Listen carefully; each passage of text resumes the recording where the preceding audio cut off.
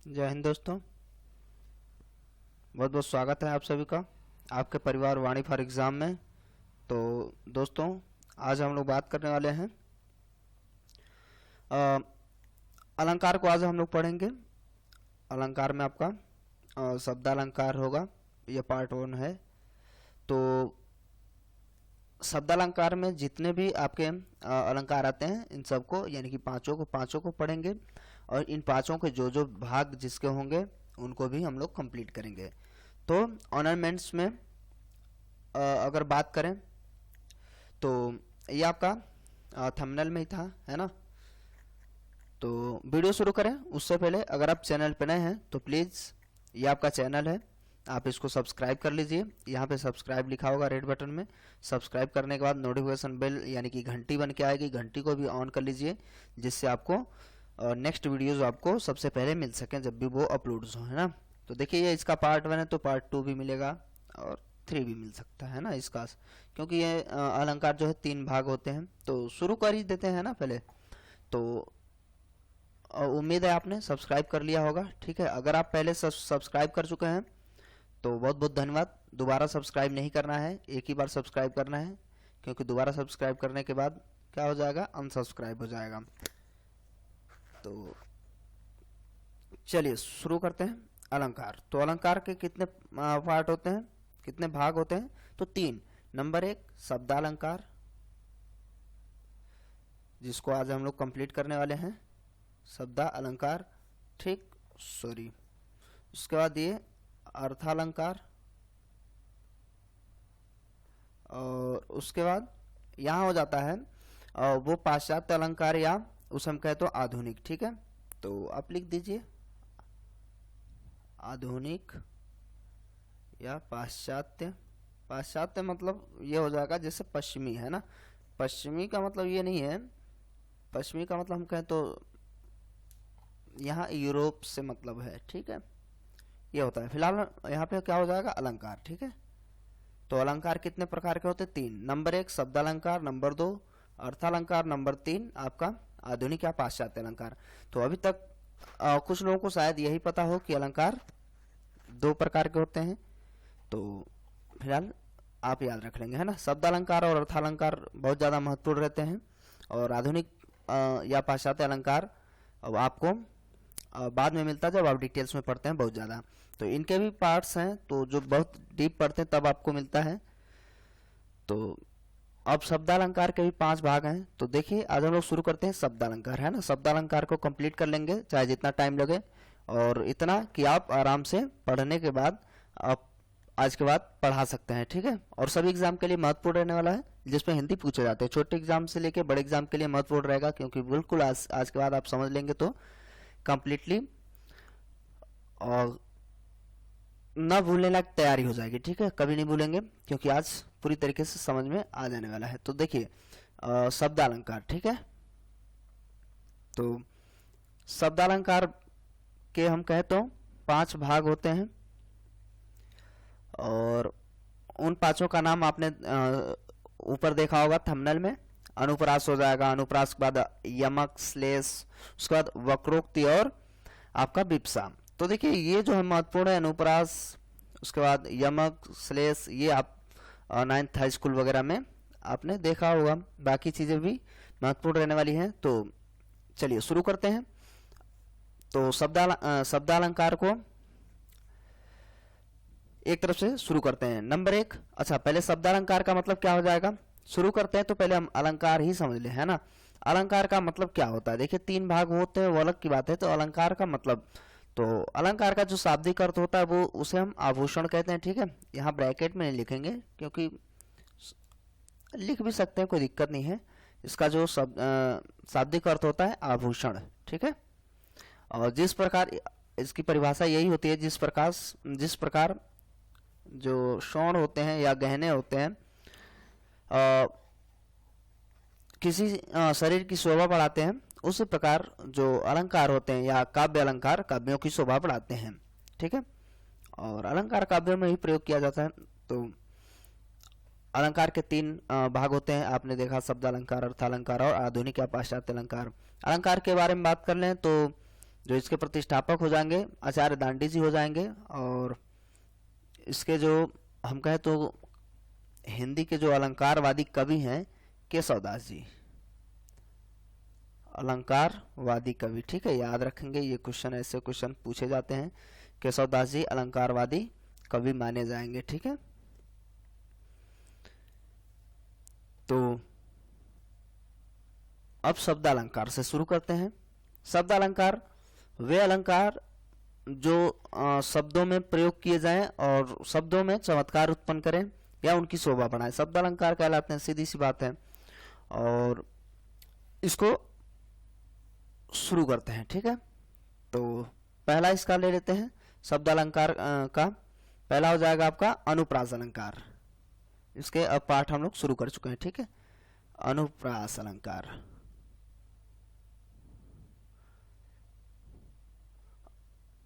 अब अनुप्रास अलंकार में क्या होता है, इसमें क्या है, व्यंजन वर्ण आते हैं। चूंकि भाई शब्द अलंकार है, शब्दों में ही चमत्कार होना है, तो देखिए इसमें व्यंजन वर्ण आते हैं। ठीक है, व्यंजन क्या आएंगे, वर्ण, है ना। व्यंजन वर्णों की आवृत्ति होती है बार बार या जैसे भी होती है, व्यंजन वर्णों की आवृत्ति इसमें होती है। अगर हम एग्जाम्पल की बात कर लें, उदाहरण, तो क्या हो जाएगा, कोई भी ले लीजिए। चलिए ले लेते हैं बंदव, बंदव गुरु पद पदुम परागा। ठीक है, ये आप सबको याद भी होना चाहिए। पदुम परागा सुरुचि सुबास सरस अनुरागा। सुरुचि सुबास, यहां लिख देते हैं सरस अनुरागा। और इसके साथ साथ आप जो भी एग्जाम्पल आप यूज कर सकते हैं ना, जिसमें कई बार आवृत्ति हो, अनुप्रास अलंकार हो जाएंगे। ठीक है, व्यंजनों की बार बार आवृत्ति होती रहती है। तो अच्छा, ये तुलसीदास जी की रचना है, ये भी याद रख लेंगे, पूछ लिया जाता है ऐसे क्वेश्चन। ठीक है, तो इसमें क्या है, देखिए यहाँ पे अगर हम बात करें प प प की कई बार आवृत्ति हो रही है ना, या द की कई बार आवृत्ति हो रही है, फिर स है ना, श, तो इन सब की कई बार आवृत्ति हो रही है, यानी कि व्यंजन वर्ण है, व्यंजन वर्णों की कई बार आवृत्ति हो रही, तो अनुप्रास अलंकार है। अब इसके भी भेद होते हैं, अनुप्रास अलंकार के भेद। ठीक है, तो इसका जो अगर हम भेद की बात कर लें, तो इसका पहला हो जाएगा छेका अनुप्रास अलंकार। ठीक है, ये ज्यादा पतला है क्या, छेका, इसको रहने देते हैं ना। चलिए नेक्स्ट स्लाइड में शुरू करते हैं। इसका पहले का पहला, इसके 3 भाग होते हैं, छेका, वृत्या और लाटानुप्रास। तो सारे के सारे हम लोग कंप्लीट करेंगे, तो बहुत ध्यान से समझते चलिए। छेकानुप्रास, ठीक है, छेकानुप्रास अलंकार। और इसमें आपको याद इसलिए होता चला जाएगा कि अनुप्रास का है, क्योंकि नाम इसमें है। तो देखिए छेकानुप्रास अलंकार में इसमें क्या हो जाएगा, इसमें अनेक व्यंजन की एक बार स्वरूपतः व क्रमतः आवृत्ति होगी। ठीक है, यानी एक ही जैसे, मतलब एक बार उसको, अभी जैसे इसी के ऊपर वाले एग्जाम्पल में हम देखेंगे तो समझ में आ जाएगा। फिलहाल फिर से क्या हो जाएगा, अनेक व्यंजन, अगर आप लिखना चाहें तो लिख सकते हैं, अनेक व्यंजनों की अनेक बार स्वरूपतः व क्रमतः आवृत्ति हो। ठीक है, कई बार आए। ठीक है, तो ये आप याद रखिए, स्वरूपतः और क्रमतः आवृत्ति होती है। ठीक है, वही एग्जाम्पल ले सकते हैं जैसे उदाहरण के लिए। ठीक है, कौन सा है, बंदव वाला। ठीक है, बंदव गुरु पद पदुम परागा, गुरु पद पदुम परागा। ठीक है, सुरुच सुबास, इसी बहाने आपको याद भी हो जाएगा। सुरुचि सुबास सरस अनुरागा। ठीक है, अभी देखिए इसको कैसे समझेंगे। अब इसमें क्या है, इसमें कहा जा रहा है अनेक व्यंजनों की, जो अनेक व्यंजन होंगे उनकी अनेक बार स्वरूपतः और क्रमतः आवृत्ति होनी चाहिए, हमें ये समझना है। तो अगर हम स्वरूपतः आवृत्ति की बात कर लें तो यहाँ पे जो पद और पदुम है, ठीक है, ध्यान से समझिएगा। देखिए पद और पदुम में पद आ रहा है, ठीक है, दोनों में पद और पदुम में दोनों में क्या आ रहा है, पद। ठीक है, स्वरूपतः पद पद स्वरूपतः। देखिए मात्राएं अलग अलग होंगी, वो इसका मतलब ये नहीं कि यहाँ भी पद ही रहे, लेकिन थोड़ी बहुत चेंजेस है, लेकिन सीक्वेंसली देखा जाए है ना एक जैसे, लगभग लगभग एक जैसे। देखिए पदुम या पद और पदुम में पद पद दोनों बार दिखाई दे रहा हमें। ठीक है, उसके बाद अगर हम बात कर लें सुरुचि और सरस में, इसमें भी देखिए सुर है ना, सुर के बाद अ का मात्रा लग रहा है, ऊ का जो भी लग रहा है, तो यहाँ भी सुर आपको मिल जाएगा और यहाँ भी। ठीक है, सॉरी यहाँ पे सरस रहना चाहिए था। ठीक है, सुरुच में सुर नहीं, हमें सर ही चाहिए। सुरुच में सर प्राप्त हो रहा है और सरस में भी सर प्राप्त हो रहा है, तो ये हो जाएगा आपका स्वरूपतः। स्वरूपतः मतलब आप समझ जाएंगे कि एक ही जैसा रूप हो। ठीक है, अगर हम क्रम की आवृत्ति के बारे में बात कर लें तो इसमें भी आप समझ सकते हैं। देखिए पद के बाद प के बाद द आ रहा है, फिर पदुम के बाद प के बाद द आ रहा है। ठीक है, यहीं पे स के बाद र आ रहा है। ठीक है, स के बाद र आ रहा है और स के बाद र आ रहा है। सुरुच में भी स के बाद र और सरस में भी स के बाद र आ रहा है। ये क्रम की आवृत्ति है, बस ये हमें थोड़ा सा समझने की कोशिश करनी चाहिए। इससे क्या हो जाएगा, आपका छेका अनुप्रास अलंकार खत्म हो जाएगा। अब वहीं पे अनुप्रास का ही दूसरा पार्ट हो जाता है जिसे हम कहते हैं वृत्त्यानुप्रास अलंकार। ज्यादा बोर ना होइए है ना, क्योंकि आपको ऐसा लग रहा होगा कि ये पता नहीं क्या है, लेकिन ये एग्जाम्स के लिए महत्वपूर्ण रहने वाले हैं और डीप पूछा जाएगा। तो ठीक है, जितना ज़्यादा डीप पूछा जाएगा ऐसे ही क्वेश्चन बनेंगे इसी में से। ठीक है, तो इसमें क्या होता है, वृत्त्यानुप्रास अलंकार में इसमें अनेक व्यंजनों की अनेक बार स्वरूपतः व क्रमतः आवृत्ति होती है। Same same. ठीक है, फिर से इसमें भी क्या हो जाएगा, अनेक व्यंजनों की, एक चीज गड़बड़ हो गया, सॉरी, यहाँ पे अनेक बार, यहाँ एक बार था, अनेक व्यंजनों की एक बार होनी चाहिए। ठीक है, अनेक व्यंजनों की एक बार स्वरूपतः और क्रमतः आवृत्ति होनी चाहिए, सो थी। ठीक है, अब वृत्त्या में क्या है, अनेक बार, अनेक व्यंजन, फिर से समझिए, अनेक व्यंजन और आवृत्ति भी कितनी बार, अनेक बार। ठीक है, ये हमें यहां समझना था। ठीक है, अनेक बार आवृत्ति होगी और उसमें भी स्वरूपतः और क्रमतः ही होगा। ठीक है, बेस क्या होंगे, किस बेसिस पर होना चाहिए, क्रमतः होने चाहिए और स्वरूपतः। अब इनके अगर हम एग्जाम्पल की बात कर लें, उदाहरण देख लें तो समझ में आएगा, है ना। किसका हम लोग देख रहे हैं, वृत्त्यानुप्रास अलंकार, यानी कि शब्दालंकार के अनुप्रास अलंकार का पार्ट है। तो इसमें देखिए हम लोग एग्जाम्पल ले लेते हैं। इसमें क्या हो जाएगा, कोई भी एग्जाम्पल ले सकते हैं। जैसे ये देखिए, कलावती, कलावती, केलीवती, कलिंदजा। ठीक है, कलावती, केलीवती, कलिंदजा।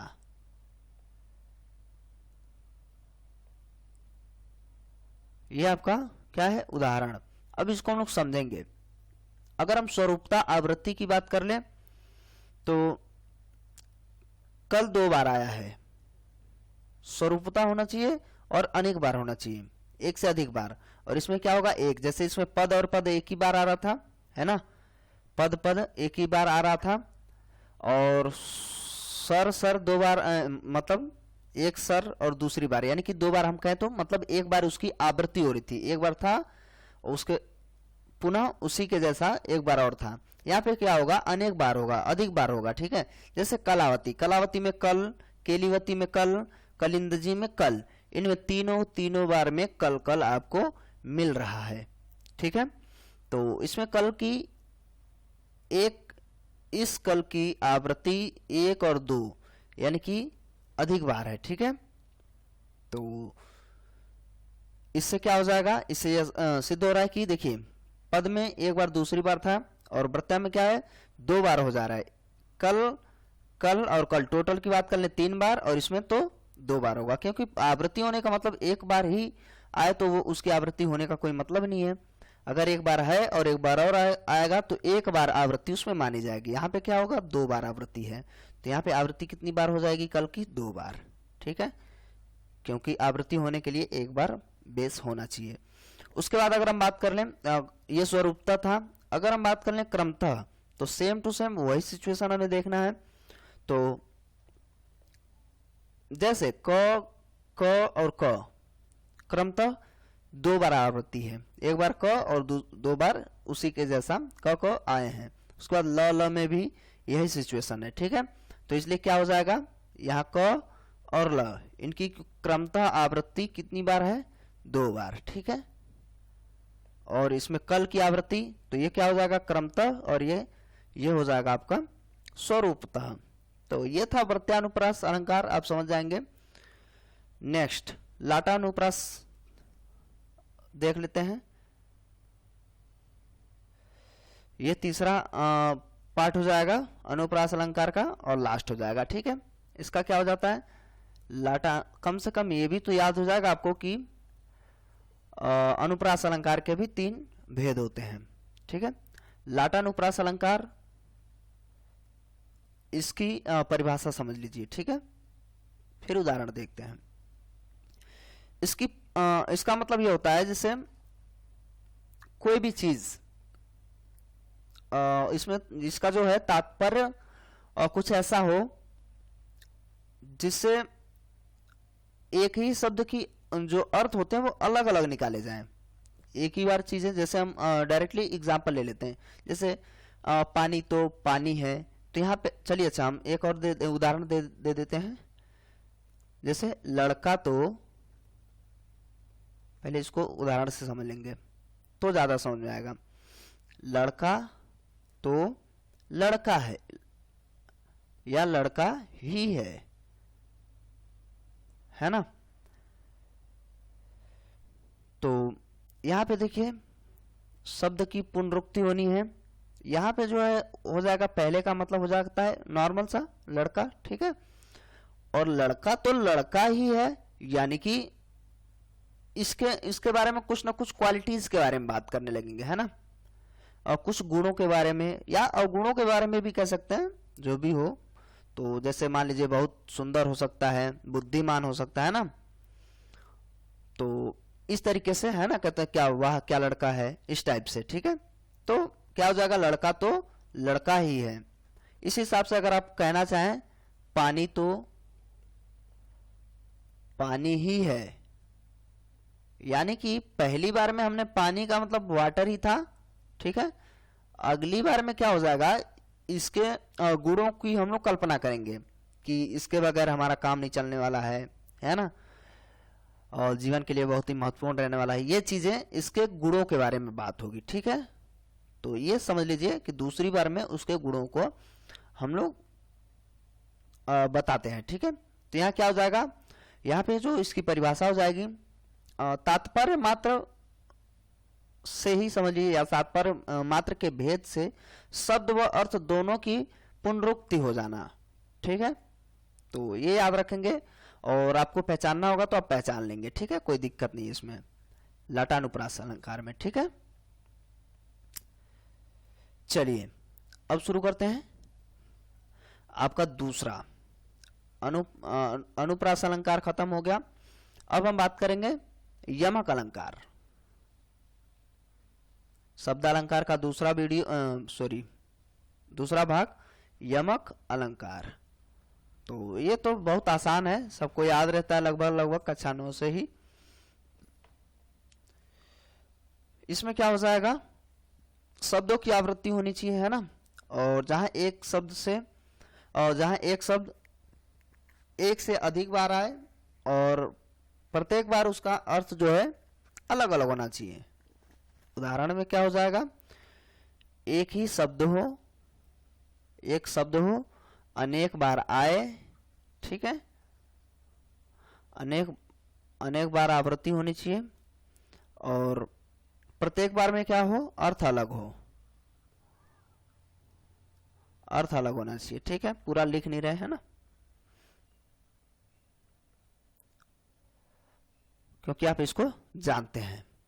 उदाहरण, फॉर एग्जाम्पल, यमक अलंकार की परिभाषा हो गई, कोई भी एक शब्द दो या दो से अधिक बार आए या अनेक बार आए और प्रत्येक बार उसकी आवृत्ति जो होती है उसका अर्थ अलग अलग होना चाहिए, क्या कहला जाएगा, यमक अलंकार, ठीक है।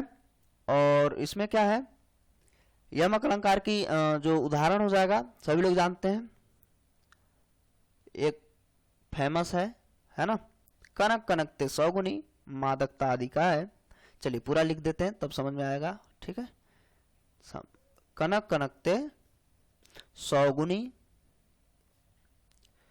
कनक कनकते सौगुनी मादकता अधिकाय,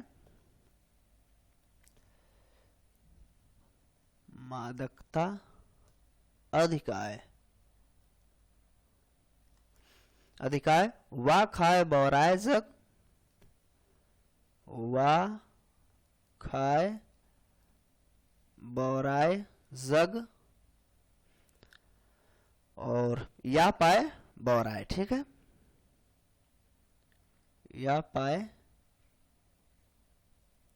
बौराय। ये कवि और बिहारी जी की रचना है, ठीक है, याद रख लेंगे इसको भी।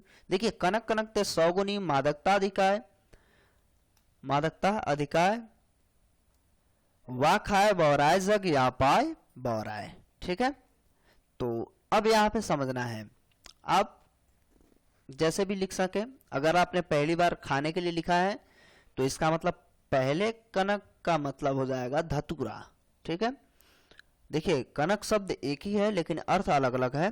देखिए, पहले कनक कनकते सौगुनी मादकता अधिकाय वा खाए बौराय जग या पाए बौराय। अगर आपने पहली बार में यहाँ खाए लिखा है, इसका मतलब आप पहले कनक का मतलब ये कह रहे हैं कि ये क्या है, ये एक धतूरा है, ठीक है। और यानी कि इसका मतलब हो जाएगा धतूरा, और धतूरा हो जाएगा। दूसरी बार जब आदमी पाएगा तो पागल हो जाएगा, तो यहाँ पे क्या हो जाएगा, सोना, यानी कि दूसरे कनक का मतलब हो जाएगा सोना, ठीक है। तो ये था यमक अलंकार। चलिए नेक्स्ट, तीसरा हो जाएगा आपका श्लेष अलंकार। श्लेष अलंकार, श्लेष अलंकार की परिभाषा की बात कर लें तो परिभाषा का मतलब कुछ नहीं होता, कोई भी चीज परिभाषा मतलब उसके एग्जाम्पल से ही बनता है ना, क्योंकि उससे आपको बात समझ में आ जाती है। और फिलहाल परिभाषा क्या हो जाएगा, एक शब्द में एक से अधिक अर्थ जुड़े हों, कोई भी एक ही शब्द हो और उसी से अलग अलग कई अर्थ बनने लगे, ठीक है, श्लेष अलंकार कहलाएगा। अगर आप लिखना चाहें तो आप लिख सकते हैं, एक शब्द अनेक अर्थ, डायरेक्टली समझ लीजिए, एक शब्द बराबर अनेक अर्थ, ये शॉर्ट में आप समझ लीजिए। तो क्या हो जाएगा, श्लेष अलंकार। फिर से वही रटा रटाया है ना, पुराना वाला एग्जाम्पल, रहीमन पानी राखिए, ऐसे आप कोई भी यूज कर सकते हैं और आपको इसी तरीके से पहचानना है। फिलहाल पहले हम लोग समझ लेते हैं, रहीमन पानी राखिए और बिन पानी सब सून, ठीक है, रहीमन पानी राखिए बिन पानी सब सून, पानी गए न उबरे,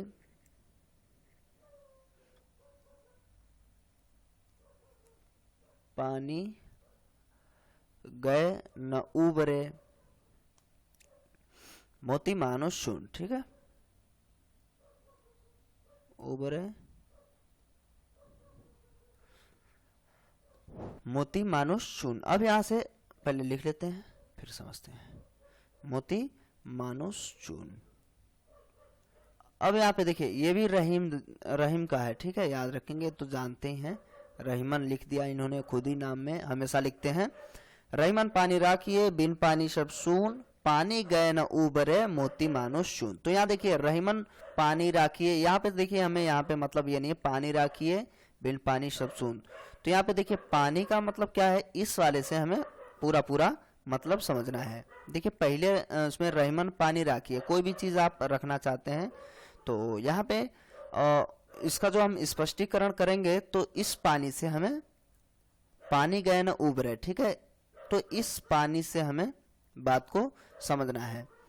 तो इस पानी का जो यहाँ पे थर्ड वाला पानी है इसका अर्थ अलग अलग आ रहा है। देखिए पहले पानी गए न उबरे मोती मानुष चून, अगर मोती की बात कर लें तो मोती के हिसाब से यहाँ पे हो जाएगा शाइनिंग, ठीक है, चमक, इसी पानी का अर्थ।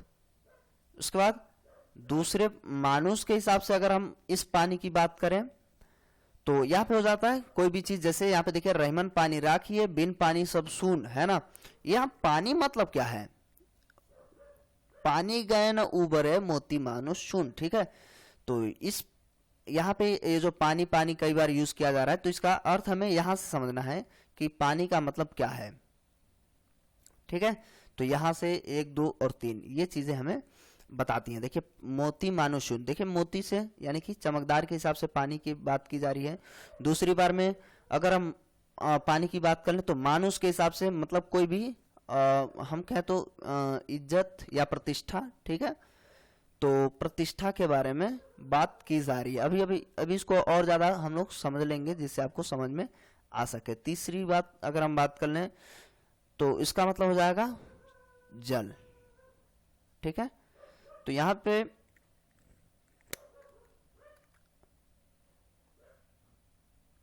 अगर यहां मोती में क्या होती है, शाइनिंग होती है ना, मनुष्य प्रतिष्ठा के मामले में। और यहाँ पे चून का मतलब यहाँ पे जल के हिसाब से रखा गया है। तो इस पानी का जो है यहाँ पे हम कहें तो पोस्टमार्टम किया गया है। इनके आधार पे रहीमन पानी राखिए, पानी रखने का मतलब चमक, प्रतिष्ठा या जल, है ना, इन चीजों के बारे में बात की जा रही है।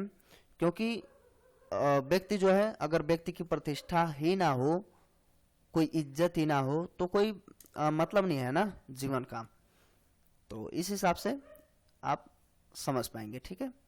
तो ये श्लेष अलंकार भी कंप्लीट हो गया। अगर हम बात कर लें नेक्स्ट चौथा तो हो जाता है वक्रोक्ति अलंकार। तो वक्रोक्ति की अगर हम बात कर लें, वक्रोक्ति अलंकार में आपका 2 पार्ट हो जाते हैं। तो इसमें डायरेक्टली वक्रोक्ति में ही इसका हम लिख लेंगे श्लेष मूला वक्रोक्ति, क्योंकि इसी से ये कनेक्ट है। श्लेष मूला वक्रोक्ति, श्लेष मूला वक्रोक्ति, ठीक है, ये वक्रोक्ति अलंकार का है। तो इसमें क्या हो जाएगा और इसको समझना है थोड़ा सा, इसमें ज्यादा बातें की जाती हैं, लेकिन फिर भी जैसे प्रत्यक्ष अर्थ के अतिरिक्त भिन्न अर्थ श्लेष के द्वारा वक्रोक्ति, जैसे श्लेष अलंकार में था उसके हिसाब, जैसे अगर एग्जाम्पल के बारे में हम बात कर लें, एक कहानी है बहुत अच्छी सी, उसमें कहा गया एक कबूतर देख, पहले उदाहरण ही लिख लेते हैं, कोई इन चीजों में एग्जाम्पल से चीजें ज्यादा समझ में आती हैं। देखिए एक कबूतर देख हाथ में, इसको लिखिए एक कबूतर देख हाथ में, पूछा कहाँ अपर है, हाथ में पूछा कहाँ अपर है, अपर है। और दूसरी लाइन क्या हो जाएगी, उसने कहा अपर कैसा। ये थोड़ी सी कहानी जो है इतिहास में ले जाएगी। उसने कहा अपर कहाँ, उसने कहा अपर कहाँ, वह उड़ गया सपर है, वह उड़ गया सपर है। अब यहाँ पे समझिए, ये इनके जो बारे में बात कर लें तो ये थोड़ी सी कहानी जो होती है, जैसे नूरजहां से संबंधित है, जहांगीर से संबंधित है ना। तो जहांगीर ने पूछा, इसमें क्या हुआ, और जहांगीर ने पूछा, एक कबूतर देखा हाथ में नूरजहां के और पूछा अपर कहाँ है। यहाँ अपर से मतलब है, उसने कहा यानी नूरजहां ने कहा अपर कहाँ, वह उड़ गया सपर है। ठीक है, तो या अपर कहाँ कैसा होना चाहिए था यहाँ। ठीक है, अपर कहाँ या कैसा, अपर कैसा, वह उड़ गया सपर है। अब यहाँ पे देखिए वक्रोक्ति में श्लेष मूला, वक्रोक्ति का मतलब यह है और लोगों को कंफ्यूजन हो जाता है ना। कोई भी चीज, ये परिभाषा हम कहें या समझने की बात करें तो इसमें होता कोई भी एक ही चीज को, एक ही शब्द को कहा जाता है और उसका अर्थ लोग अलग अलग भिन्न भिन्न निकाल लेते हैं, है ना। अलग अलग तरीके से लोग समझ बैठते हैं। ठीक है, थोड़ा सा ये जो है काकू मूला में चला जाएगा इस तरीके से। फिलहाल इसमें क्या हो जाएगा, जो प्रत्यक्ष अर्थ है उसके अतिरिक्त कोई अलग अर्थ निकाल लिया जाए, वो कहला जाएगा आपका वक्रोक्ति श्लेष मूला वक्रोक्ति। तो इसमें क्या है, देखिए इसमें क्या है, एक कबूतर देख हाथ में, यानी कि कबूतर एक ही हाथ में था। तो जहांगीर ने पूछा अपर कहाँ, अपर मतलब यहाँ पे जो मतलब हो जाएगा, उसके पूछने का जो मतलब था, अर्थ था, वो था दूसरा, है ना, कि दूसरा कहाँ है। तो इस अपर का मतलब दूसरा था, लेकिन नूरजहां को समझ में आया अपर मतलब बिना पर वाला। ठीक है, उसे लगा कि मतलब पंख के बारे में बात किया जा रहा है, तो उसने कहा नहीं, वो तो उड़ गया, क्योंकि उसके पास वो पंख वाला था, है ना, पंख सहित था। तो ये चीज है, तो ये सुनने में और समझने में कंफ्यूजन हो गया, है ना। एक ही चीज, एक ही अपर का यहाँ पे अलग अलग अर्थ निकाला गया। चलिए, अगर हम बात कर लें वक्रोक्ति अलंकार का दूसरा पार्ट, तो उसे हम कहते हैं काकुमूला वक्रोक्ति, है ना। तो इसका भी क्या होता है समझ लेते हैं। काकुमूला वक्रोक्ति अलंकार, ठीक है, वक्रोक्ति अलंकार। अब यहाँ पे इसमें हमें समझना है क्या कहा क्या जा रहा है। ठीक है, इसमें भी थोड़ा सा कंफ्यूजन होगा, है ना। इसमें साउंड के हिसाब से गड़बड़ हो जाएगा, ध्वनि के हिसाब से। यहाँ पे जो था ऊपर वाले में क्या था, अर्थ का मामला था, है ना, यानी कि अर्थ में गड़बड़ी हो गई, है ना, एक ही शब्द के अलग अलग अर्थ निकाले गए। लेकिन यहाँ पे क्या है, सुनने में गड़बड़ी हो जाएगी, सुन गलत लिया जाएगा, और इसकी वजह से गलत सुना तो वही जाएगा, लेकिन सुन करके गलत तरीके से उसका अर्थ निकाल लिया जाएगा। यानी कि हम कहते तो बोलने के तरीके से और समझने में गड़बड़ी हो जाती है। ठीक है, तो क्या हो जाता है, काकुमूला अलंकार। इसमें क्या है, जैसे डायरेक्टली उदाहरण की बात कर लें तो इसमें लिखा है आप जाइए तो, यहाँ पे अगर हम बात कर लें आप जाइए तो, ठीक है, या अगर किसी को ऐसे बोल दिया जाए, देखिए यहाँ देखिए लिखने में तो समझ में आ जा रहा है, यानी कि यहाँ पे सिंपल कह दिया गया कि आप जाइए, ठीक है, लेकिन इसी चीज को, इसी का जो दूसरा भाग हो जाएगा, यहाँ लिखा जाए आप जाइए तो, है ना। अब यहाँ पे इसको समझिए, आप जाइए तो, अब क्वेश्चन मार्क लगा दिया गया। यहाँ तो हम समझ रहे हैं, चूंकि हमें यहाँ पता है जाने के लिए कहा जा रहा है ना, और यहाँ पे मना किया जा रहा है ना, मना किया जा रहा है, आप जाइए तो। इसका मतलब होता ना, कोई भी कहता है तो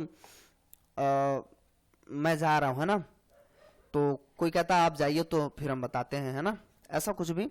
और जैसे मान लीजिए आपका दोस्त आपके घर पे आया, आपके पिताजी घर पे थे और उसने कहा कि जो भी आपका नाम है ना, कि वो कहाँ है। तो आपके पिताजी ने कहा वो कहीं बाहर है, ठीक है।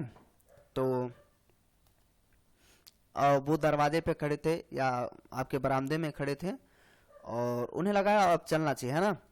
तो आपके पिताजी ने कहा जाओ मत बैठो, है ना, जाओ मत बैठो। अब देखिए यहाँ पे यही चीज जो भी आपके मित्र थे उनको कहा गया जाओ मत बैठो। अब देखिए बोलने में अब आप कुछ भी समझ सकते हैं। अब यहाँ पे भी हम कह रहे हैं, अब यहाँ पे ऐसे तरीके से लिख दिया गया जाओ मत बैठो, समझ में नहीं आ रहा क्या कहा गया। अगर हम कहें यहाँ पे कॉमा लगा दें, कहें जाओ मत बैठो, तो यहाँ जाने के लिए कहा जाएगा, ठीक है, जाने के लिए कहा जाएगा। और यही चीज लिखते, ये तो लिख रहे हैं इसलिए आपको समझ में आ रहा है, चूंकि आपको समझाना है इसलिए लिख रहे हैं, है ना। और यहाँ पे फिलहाल आपके पिताजी ने कहा ये नीचे वाला, है ना, कि जाओ मत बैठो, अभी वो आ जाएगा, है ना। ऐसा तो उन्होंने पूरा कहा नहीं, यहां मतलब मना किया गया, मतलब जाने के लिए मना किया गया, यानी कि बैठने के लिए कहा गया, है ना। लेकिन जाओ मत बैठो ऐसे सुनने में समझ में नहीं आ रहा कि बैठने के लिए कहा जा रहा है या जाने के लिए। अब आपके मित्र को लगा कि शायद अंकल जी नाराज है ना, तो उन्हें समझ में आया कि भाई जाने के लिए कहा जा रहा है, कि जाओ मत बैठो, ये समझ में आया। और आपके पिताजी ने क्या कहा जाओ मत बैठो, तो ये हो जाता है काकुमूला वक्रोक्ति अलंकार, ठीक है। और आई होप आपको समझ में आया होगा। और एक लास्ट, और इसका कोई पार्ट भी नहीं है, इसको आप समझ लीजिए, इसको कहते हैं विप्सा अलंकार। कौन सा अलंकार? विप्सा अलंकार, ठीक है, विप्सा अलंकार। तो अब यहाँ पे देखिए मनोभाव को प्रकट किया जाता है, इसमें शब्द आपके दिमाग की चीजों को स्पष्ट करता है कि आप सोच क्या रहे हैं, ठीक है। आपकी जो वहां पे बोलने का स्टाइल है या लैंग्वेज है, किस तरीके से आप बोल रहे हैं, जिससे आपको लोग सामने वाले ये समझ जाएंगे कि आपकी वहां पे मनोदशा क्या है ना। तो हम कहें तो यानी कि अपने भावों को प्रकट करना, तो लिख सकते हैं आप मनोभाव, मनोभाव प्रकट करने वाले शब्द, ठीक है।